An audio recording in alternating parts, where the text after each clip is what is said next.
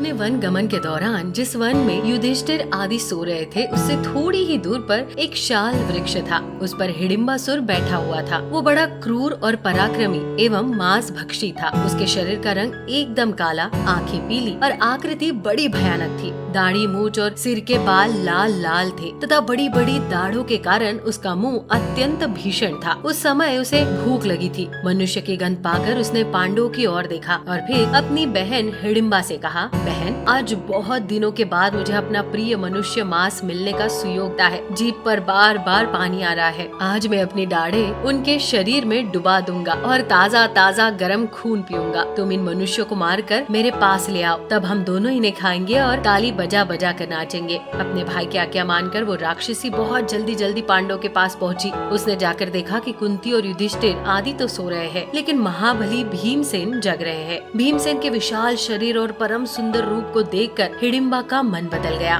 और वो सोचने लगी कि इनका वर्ण श्याम है, बाहें लंबी है, सिंह के समान कंधे है, शंख की तरह गर्दन है और कमल से सुकुमार नेत्र है, रोम रोम से छवि छिटक रही है। अवश्य ही ये मेरे पति होने योग्य है। मैं अपने भाई की क्रूरतापूर्ण बात नहीं मानूंगी, क्योंकि भ्रातृ प्रेम से बढ़कर पति प्रेम है। यदि इन्हें मारकर खाए जाए तो थोड़ी देर तक हम दोनों तृप्त रह सकते हैं, परंतु इनको जीवित रहकर तो मैं बहुत वर्षों तक सुख भोग कर सकती हूँ। ये सोचकर हिडिंबा ने मानुषी स्त्री का रूप धारण किया और धीरे धीरे भीमसेन के पास गई। दिव्य गहने और वस्त्रों से भूषित सुंदरी हिडिंबा ने कुछ संकोच के साथ मुस्कुराते हुए पूछा, पुरुष शिरोमणे, आप कौन, कहाँ से आए हैं? ये सोने वाले पुरुष कौन है? ये बड़ी बूढ़ी स्त्री कौन है? ये लोग इस घोर जंगल में घर की तरह निशंक होकर सो रहे हैं। इन्हें पता नहीं कि इसमें बड़े बड़े राक्षस रहते हैं और हिडिंब राक्षस तो पास ही है। मैं उसी की बहन हूँ। आप लोगों का मांस खाने की इच्छा से ही उसने मुझे यहाँ भेजा है। मैं आपके देवोपम सौंदर्य को देखकर मोहित हो गई हूँ। मैं आपसे शपथ पूर्वक सत्य कहती हूँ कि आपके अतिरिक्त और किसी को अब अपना पति नहीं बना सकती।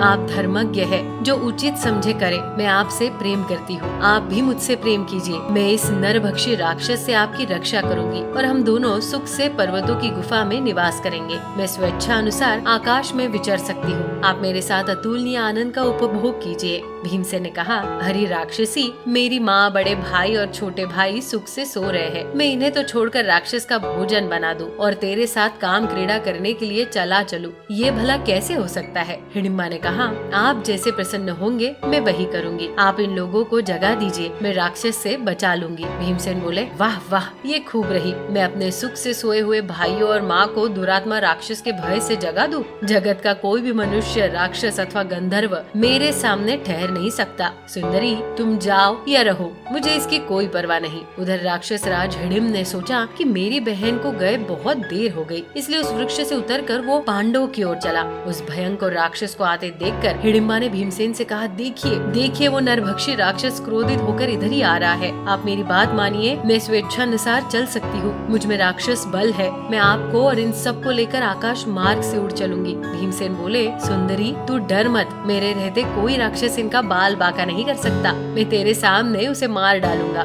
देख, मेरी ये बाह और मेरी ये जांग, ये क्या, कोई भी राक्षस इनसे पिस जाएगा। मुझे मनुष्य समझकर तू मेरा तिरस्कार ना कर। इस तरह की बातें हो रही थी कि उन्हें सुनता हुआ हिडिंब वहाँ पहुँचा। उसने देखा कि मेरी बहन तो मनुष्यों का सा सुंदर रूप धारण करके खूब बंठन और सज धज कर भीमसेन को पति बनाना चाहती है। वो क्रोधित से तिलमिला उठा और बड़ी बड़ी आंखें फाड़ कर कहने लगा, अरे हिडिंबा, मैं इनका मांस खाना चाहता हूँ और तू इसमें विघ्न डाल रही है। धिक्कार है, तूने हमारे कुल में कलंक लगा दिया। जिनके सहारे तूने ऐसी हिम्मत की है, देख मैं तेरे सहित उन्हें अभी मार डालता हूँ। ये कहकर हिडिंब दांत पिसता हुआ अपनी बहन और पांडवों की ओर झपटा। भीमसेन ने उसे आक्रमण करते देख डांटते हुए कहा, ठहर जा मूर्ख, तू इन सोते हुए भाइयों को क्या जगाना चाहता है? तेरी बहन ने ही ऐसा क्या अपराध कर दिया?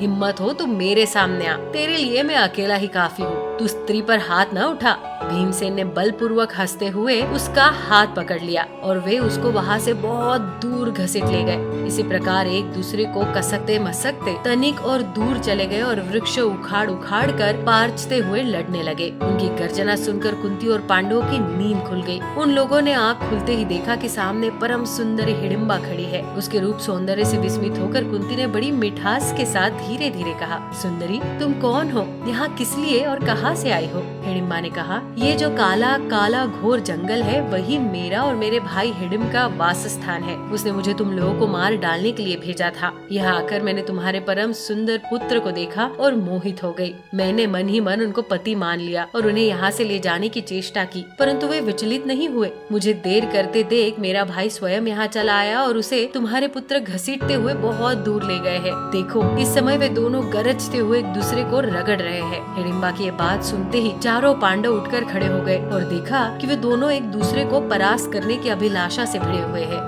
भीमसेन को कुछ दबते देखकर अर्जुन ने कहा, भैया कोई डर नहीं, नकुल और सहदेव माँ की रक्षा करते हैं। मैं अभी इस राक्षस को मारे डालता हूँ। भीमसेन वहाँ से बोले, भाई अर्जुन चुपचाप खड़े रहकर देखो, घबराओ मत, मेरी बाहों के भीतर आकर ये बच नहीं सकता। अब भीमसेन ने क्रोध से जल भूनकर आंधी की तरह झपट कर उसे उठा लिया और अंतरिक्ष में 100 बार घुमाया। भीमसेन ने कहा, रे राक्षस, तू व्यर्थ के मांस से झूठ मूठ का इतना हट्टा कट्टा हो गया था। तेरा बढ़ना व्यर्थ और तेरा विचरना व्यर्थ। जब तेरा जीवन ही व्यर्थ है तब मृत्यु भी व्यर्थ होनी चाहिए। इस प्रकार कहकर भीमसेन ने उसे जमीन पर दे मारा। उसके प्राण पाखिर उड़ गए। अर्जुन ने भीमसेन का सत्कार करके कहा, भाई जी, यहाँ से वर्णावत नगर कुछ बहुत दूर नहीं है, चलिए यहाँ से जल्दी निकल चले, कहीं दुर्योधन को हमारा पता न चल जाए। इसके बाद माता के साथ सब लोग वहाँ से चलने लगे। हिडिंबा राक्षसी भी उनके पीछे पीछे चल रही थी। तो दर्शकों, कैसे लगी आपको ये जानकारी? हमें कमेंट कर जरूर बताएं। साथ ही यदि आपको ये वीडियो पसंद आई हो तो वीडियो को लाइक कर चैनल को सब्सक्राइब अवश्य कर दे। वीडियो में अंत तक बने रहने के लिए आपका धन्यवाद।